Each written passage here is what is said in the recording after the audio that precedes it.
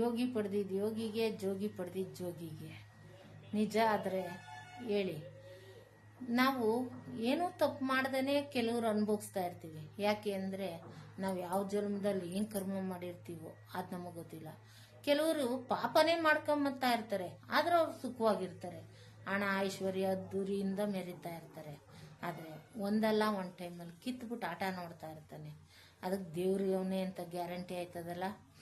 ಏನೇ ತಪ್ಪು ಮಾಡಿದ್ರು ಭಗವಂತ ಕ್ಷಮಿಸು ಅಂತ ದೇವ್ರ ಹತ್ರಕ್ಕೆ ಹೋಯ್ತೀವಿ. ಆದರೆ ಅವನು ಎಷ್ಟು ಕ್ಷಮಿಸ್ಬೇಕೋ ಅಷ್ಟೇ ಕ್ಷಮಿಸ್ತಾನೆ.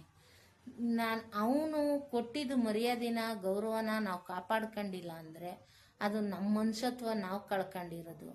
ದೇವ್ರು ಹೇಳವನ ಅದು ಮಾಡಬೇಡ, ಇದು ಮಾಡಬೇಡ, ಅದು ಚಿನ್ಬೇಡ, ಇದು ಚಿನ್ಬೇಡ, ನಂಗೆ ದೇವ್ರು ಕಾಯೋಡಿ, ಕೈ ಮುಗಿ, ಕಾಣಿಕೆ ಹಾಕು ಅಂತ ದೇವ್ರು ಹೇಳವನ. ನನಗೆ ಧೂಪ ದೀಪ ಭಯ ಭಕ್ತಿ ಅಷ್ಟೇ ತಾನೇ ಕೇಳಿರೋದು.